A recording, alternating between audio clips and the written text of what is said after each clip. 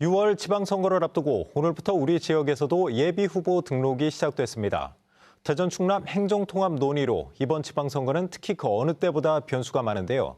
행정통합 추진이 선거판을 어떻게 바꿀지 서원대 엄태석 교수와 더 자세히 알아보겠습니다. 교수님 어서 오십시오. 네, 안녕하십니까. 자, 교수님, 행정통합 논의가 이루어지면서 이제 선거구가 혹시 재조정되는 거 아니냐 이런 좀 얘기도 나오고 있어요. 이번 지방선거에는 큰 영향을 좀 미치겠죠, 아무래도? 네, 엄청난 영향을 미치게 되겠죠.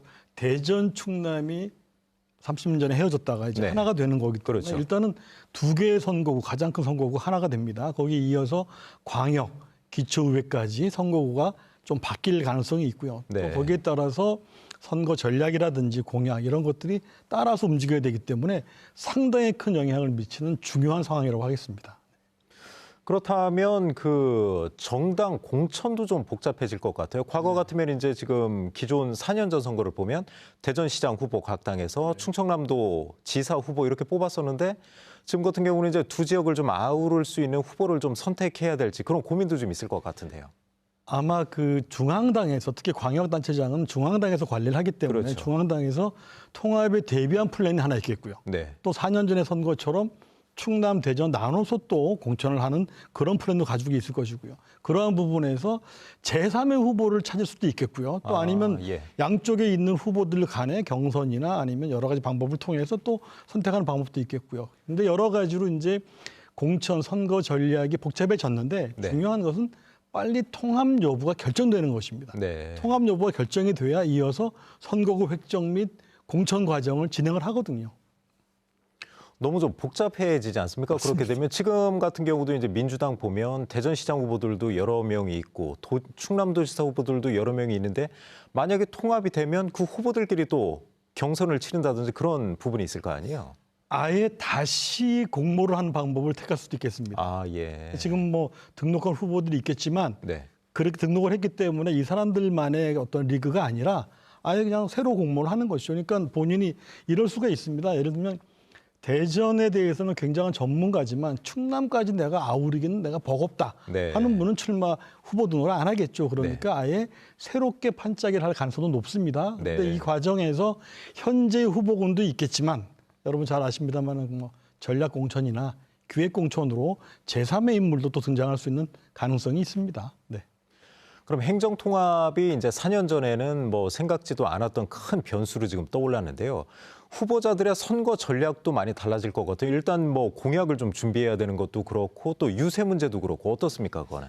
사실 뭐 대전시장, 충남도지사를 준비했던 분이 통합된 선거를 치른다는 건 새로운 숙제를 하는 겁니다. 완전히 네. 새로운. 왜냐하면 기존에는 따로따로 있던 건데 이제는 하나가 되면 각각의 문제뿐만 아니라 이것을 화학적으로 결합시키는 하나가 되는 과제들도 있거든요. 네. 그렇기 때문에 실은 새로운 문제를 안고 있는데 지금 통합 여부가 결정이 되고 있지 않으니까 한쪽에서는 내가 원래 원했던 단체장 네. 플랜 가지고 있고 그다음에 통합되었을 때의 플랜도 가지고 있고 그러니까 굉장히 힘들게 선거 준비를 하고 있을 것으로 예상이 됩니다. 네.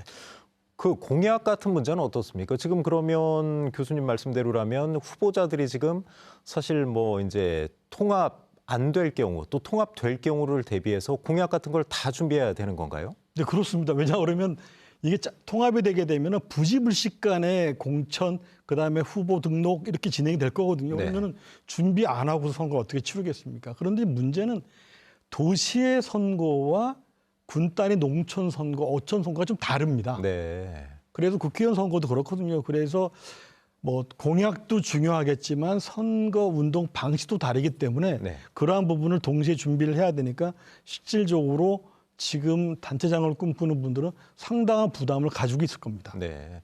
사실 지금 선거가 4개월 조금 더 남은 거잖아요. 근데 공약이라는 게 뭐 1, 2주 안에 뚝딱 나오는 게 아닌데 선거 전략 자체를 좀 바꿔야 되지 않습니까, 그러면? 근데 이제 공약 같은 경우는 그 선거를 자주 치르기 때문에 도당 차원에서 그리고 또 그 지역 차원에서 수건 사업이라든지 바라는 부분들이 있습니다. 그래서 네. 반복되어 있고 준비되어 있는 부분이 있는데 그거를 후보자가 공감하고 체화하는 데 시간이 걸리겠죠. 네. 예를 들면 제가 대전시장을 준비했다면 대전시에 대해서는 꽤 잘할 텐데 충남에 대해서는 잘한다고 보장하기 어렵거든요. 네. 그러한 부분에서 그것을 이해하고 자기화하는 노력이 필요한 그런 부분이 있기 때문에 선거 전략도 중요하지만 방식도 상당히 부담스러울 것이다. 네. 이런 생각이 듭니다. 네. 그 유권자들의 관심이 좀 궁금한데요. 이제 행정통합이라는 그 큰 이슈가 터졌으면 그 지방선거 같은 경우는 원래 좀 이제 투표율이 총선보다는 낮잖아요. 네. 이런 행정통합 이슈가 있고 결정 안 난 상태에서 질질 끌면 유권자들의 관심이 올라가는 건가요? 아니면 반대로 떨어지게 되는 건가요? 사실 통합 여부에 대한 관심은 상당히 높은데요. 네. 이게 지금 진통을 겪고 자꾸 늘어지고 지리멸렬 지지부진해지면 관심을 철회하고 선거에 참여하지 않을 가능성은 높습니다. 네. 왜냐하면 지방선거의 투표율이 대선이 제일 높고 투표율이 그다음에 총선이고 지방선거인데 그렇죠. 지방선거의 투표율이 낮은 이유 중에 하나는 일단 후보가 많습니다. 네. 7개 정도를 선출하지 않습니까? 그렇죠. 광역, 기초에다가 교육감까지 또 지방의원까지 7개 분야를 투표를 해야 되는데 거기다가 인물들이 총선 대선에 비해서 잘 모르는 사람들이 많거든요. 네. 그런데 지금 그 상황에다가 이렇게 복잡한 이슈까지 연결이 되면 선거를 하지 않을, 즉 투표율이 떨어질 개연성도 상당히 높습니다. 그럼 투표율 높일 방법을 좀 이제 각 후보, 정당 또 정부에서는 좀 생각을 좀 해야겠네요. 근데 중요한 게 민주주의의 꽃을 선거라고 하는 이유가 네. 민주주의에서 선거만큼 중요한 것이 없기 때문이거든요. 그런데 네. 이렇게 투표율이 낮아지는 것은 불행한 일이기 때문에 선거인뿐만 아니라 학교 차원에서 또 사회단체 차원에서 좀 홍보도 열심히 해주는 것도 중요하고요.